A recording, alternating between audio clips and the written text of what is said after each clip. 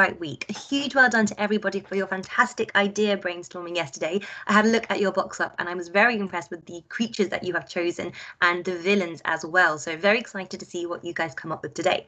Now, just to let you know, today may have a little bit more writing than we're used to, just because Thursday is our RE day, which means we have one less day to write than we are used to. That's absolutely fine. Do not worry. Take as much time as you need. And if you find it's getting too long, you can always carry on tomorrow. So before we start, make sure you have a pen or pencil and piece of paper ready because we're going to need that for our big write. If you have your ideas boxed up from yesterday or any notes, absolutely have those to hand. They'll come in very handy. And if you do have your do now printed out, great. If not, do not worry. You just need something to write with. So pause the video now. Make sure you have everything to hand. If not, we can continue.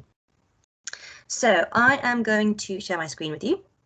And we are going to recap our main and our subordinate clauses. So just to recap, a main clause is when a phrase or a short sentence makes sense completely on its own. A subordinate clause adds more detail, however, it doesn't make sense on its own. So you need to see which main clauses would fit with which subordinate clause to make a more interesting and detailed sentence. Now, before you start, not all of them will match. You can use one more than once, that's absolutely fine. If you have the sheet, great, you can just join them up with lines. If you don't have a sheet, there are two options. You can write out the main clause with the correct subordinate clause. This might take you a little bit long, but if you want to practice maybe your handwriting, then this is a really good opportunity to do that. Or what you could do is number each of the main clauses 1, 2, 3, 4, 5, 6, 7. Same with subordinate clause 1, 2, 3, 4, 5, 6, 7, and then just say which numbers match up. So press pause now to complete your do now, and then press play when you are ready for me to go through which answers or which clauses I would match up together. Okay, so we had our main clauses and our subordinate clauses. Now I am going to join them up with my line, but if I think maybe a main clause fits with more than one subordinate clause, then I will also do this. So do not worry if mine aren't the same as yours, because like I said, some will also go with others. So we will go to the fair, possibly before it's too late. You could have even had we will go to the fair whenever you feel like it. Put on your coat if it gets cold. I'd love a slice of cake, provided that there is enough. I'm going into town because I'm bored, but again, you could also have I'm going into town before it's too late. You should sit down unless I say otherwise. Put a tick next to it. I also think unless I say otherwise would also make sense. It should be fine. That could go with quite a few, unless I say otherwise. Or it should be fine until we get tired. It should be fine provided that there is enough. So like I said, quite a few could go with those clauses. So if you had any others, definitely upload those to Seesaw and we can have a check as to which ones made sense together. So now that we've done our do now, we are going to have a quick recap of our first section of our story. Now, I know Miss Turley had a idea about, I think, some foxes or wolves, but mine is slightly different. So do not worry, it's still going to follow the same structure of our traditional tale. So in our first section, what happens? We're going to introduce our characters and they are going to be leaving home. They are then going to build their homes. 2 houses are going to be weak and 1 house is going to be strong. And we're going to make sure that we are using repetition. Now, repetition is going to come from our characters being the same, so 3 little Also, the way they build their houses, your sentences are also going to sound the same. So I've decided I'm going to write about the 3 little crabs. There's a bit of repetition there. And they're going to live in a sea far, far away. Really important that even though I've really changed the setting and I've really changed my characters, that this is still going to have elements and ingredients of a good fairy tale. I still want to be writing as if I am writing for young children. And I decided I was going to have 2 houses which were going to be weak. One was going to be made out of seaweed and one was going to be made out of sand. And my 3rd house was going to be the stronger house, and that was going to be made out of pebbles. So what I'm going to do now is switch my camera over so you can have a look at my story. Okay, so you can see here I have got the 3 little crabs and the big bad shark. That's who my villain is going to be, but he's not going to appear until my second section. So I've got my steps here. I'm going to introduce my 3 main characters who are leaving home, and then I'm going to say that 2 of them build houses that are quite weak and 1 house that is quite strong. And then, just to remind myself, I know I need to include in repetition. And also, I think really important that we use fairy tale language. Now, don't worry if you can't put that in, but if you really want to write a good traditional tale, this will come in really useful. So I think I'm going to go for that first. I'm going to start with the age-old once upon a time. Once upon a time, and that's an adverb at a time, so I'm going to use a comma. Once upon a time, in a deep blue sea, so I'm using adjectives here, expanded noun phrases, in a deep blue sea, and I'm going to introduce my characters, but actually I'm going to go once upon a time in a deep blue sea, far, far away. So this is really sounding like a fairy tale. Now I can introduce my three characters. There lived, past tense, 3 little crabs. Okay, now remember what I always say, write a sentence, read a sentence, make sure there are no mistakes. Once upon a time, oh, that should be time. I'm going to put my E there. In a deep blue sea. Ooh. Now I know that's a homophone. There are 2 types of sea. There's sea as in looking and sea as in the ocean water. So I think that's E, what can you, E cup of tea. So that should probably be an A. Once upon a time in a deep blue sea, far, far away, lived 3 little crabs. Okay. I need to make sure that they leave home. One bright sunny day, and again I've used an adverb of, hopefully you said time, one bright sunny day, I need a comma, one bright sunny day their father, and I think I'm going to make this even more fairy tale like. I think he's going to be the king crab. One bright sunny day their father, the king crab, decided it was time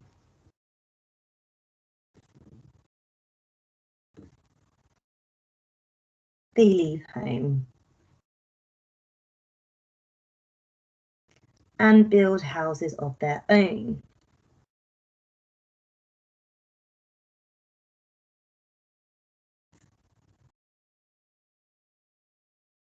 And full stop. So that was a slightly longer sentence, but let's see if I've got everything I need.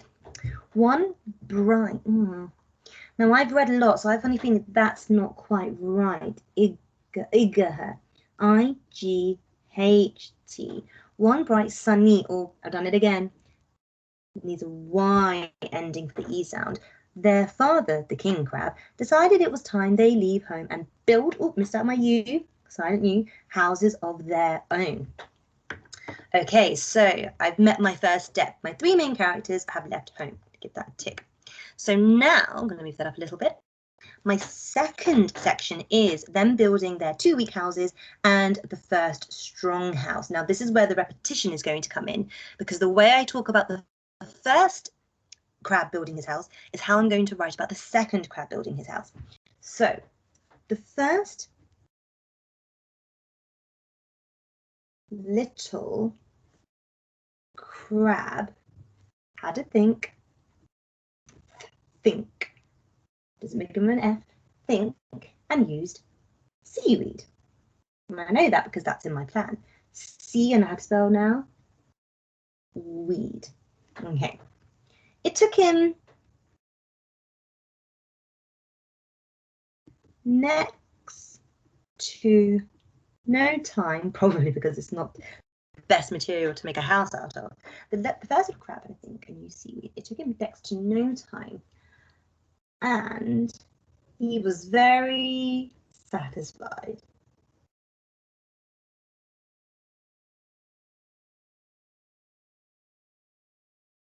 with his new home.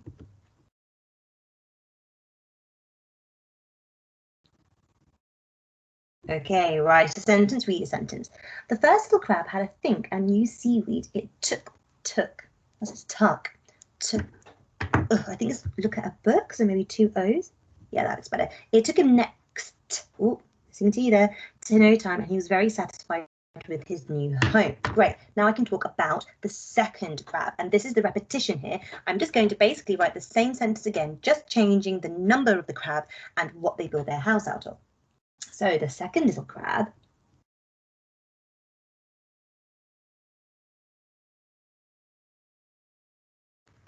also had a think.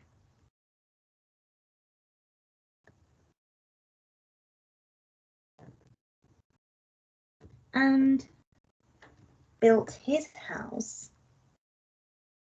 and I think I'm just going to write and used sand because I know what they're doing. Again, I'm going to write, it took him next to no time at all.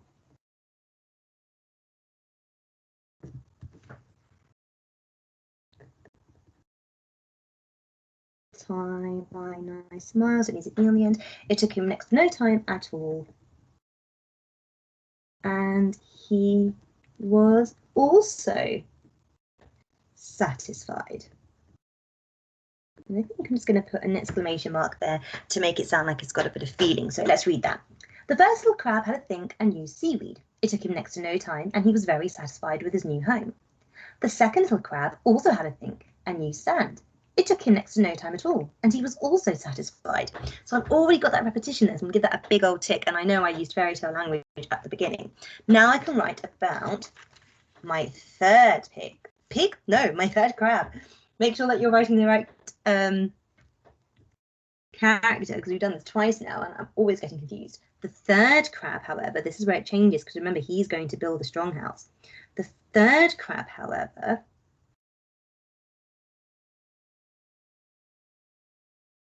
and I'm going to say he was more savvy. Savvy means smart, so this means that this character is going to be a little bit more on it than his brothers. The third crab, however, was more savvy than his brothers.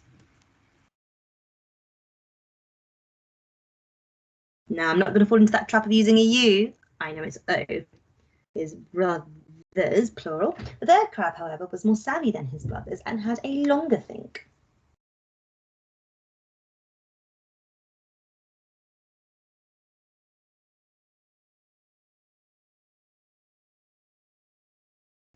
He chose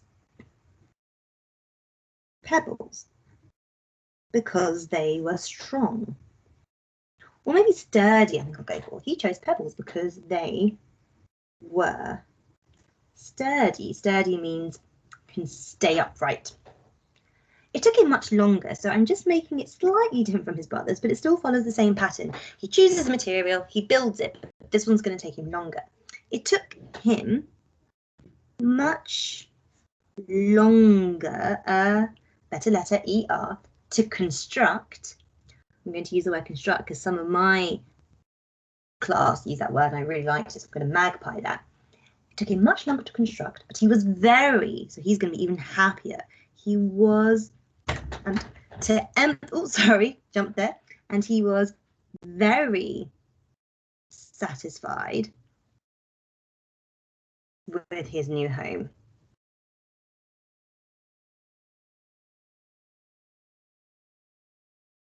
Okay, so I'm going to open this up now and read it to you, and hopefully I've got everything I need. So, the three little crabs and the big bad shark. Once upon a time, in a deep blue sea, far, far away, lived three little crabs. One bright sunny day, their father, the king crab, decided it was time they leave home and build houses of their own. The first little crab had a think and used seaweed. It took him next to no time, and he was very satisfied with his new home. The second little crab also had a think and used sand. It took him next to no time at all, and he was also satisfied. Okay, let's move that up. The third crab, however, was more savvy. I wonder if you can remember what the word savvy means, than his brothers, and had a longer think. He chose pebbles because they were sturdy. It took him much longer to construct, but he was very satisfied with his new home. Great, so I've got my first section done. So what I'm going to ask you to do is to pause the video here and have a go at writing your first section, and then press play when you are ready for me to go through our second section, and then we can write that together as well. So press pause now.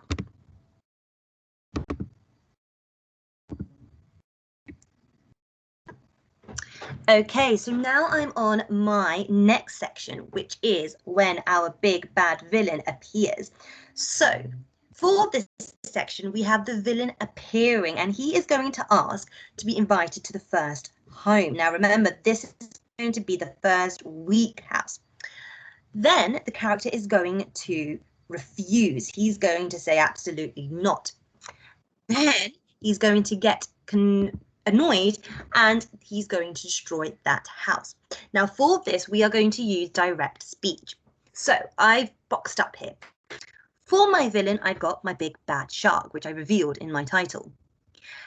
When asking to be invited in, he's going to say, little crab, let me in, please. And you can see in red there, I've made sure that I've got my punctuation in. So all I have to do is copy it out when it comes to writing.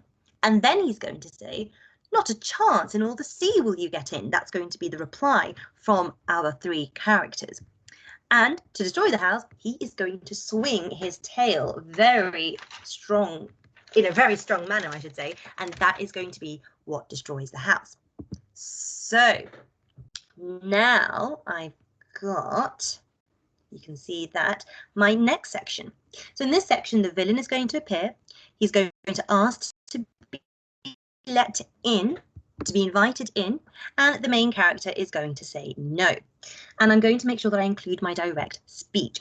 So let's have a go at that. Remember, press pause if you want some more time to go over your ideas. So the villain appears. Unfortunately, one day, who should, now I'm making this quite tense, who should appear or who should come along but, and I'm going to use ... for some suspense. Unfortunately, one day who should come along but the big bad shark. Remember, this is for younger readers, so even if it sounds a little bit babyish to you, this is exactly how we write a traditional tale. This is the kind of audience we have going for. The big bad shark feared throughout all the sea.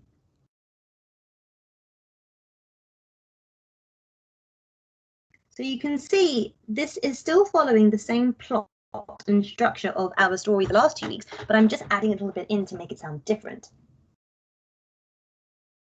Okay, so now he's going to spot the first house.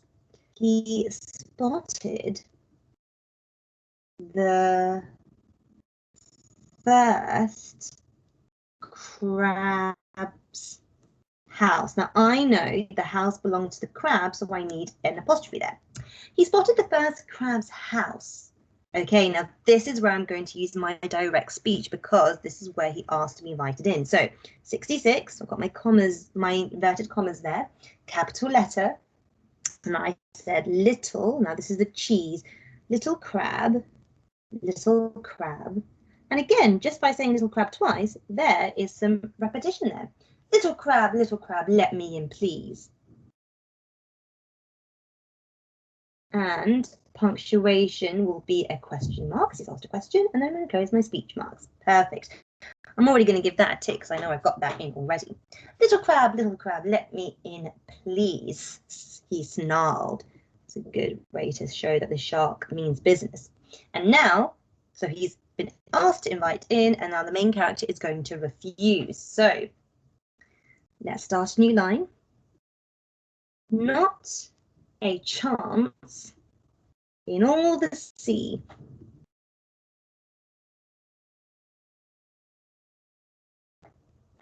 Will you get in? And I wonder if you can tell me what punctuation would I use at the end of that sentence? Not a chance in all the sea, will you get in? I'm going to go for an exclamation mark because probably saying that with a lot of feeling.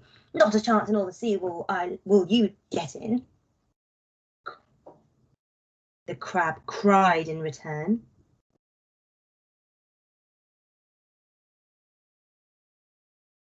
Full stop. Okay, now the main character has refused, so what's going to happen is my character is going to destroy the house. So the shark was furious.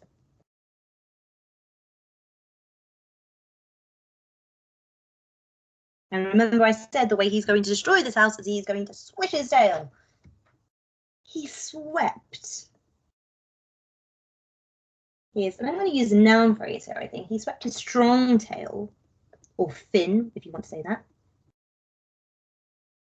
against the seaweed house.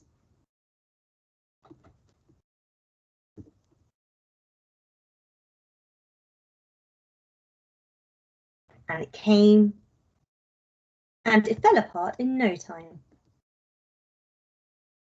Or I can say, and it fell apart completely.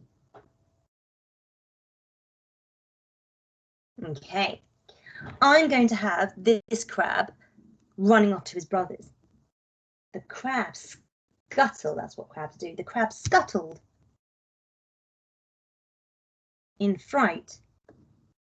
Oh, made a mistake, so I just need to do a little cross there, just to cross it out. In fright, Igaha, I-G-H-T, to join his brother.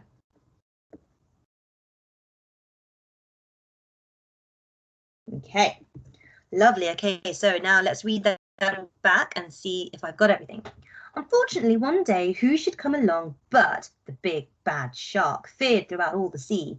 He spotted the first crab's house. Little crab, let me in, please. Got my speech marks. He snarled. Not a chance in all the sea will you get in, the crab cried in return. The shark was furious. He swept his strong tail against the seaweed house and it fell apart completely.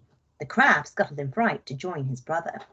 Now, what I'm going to do, because that's a lot of modelling from me, I am going to let you write what happens to the second little creature. So in this lesson, you should have written your introduction. So who are your three main characters? What did they build their houses out of?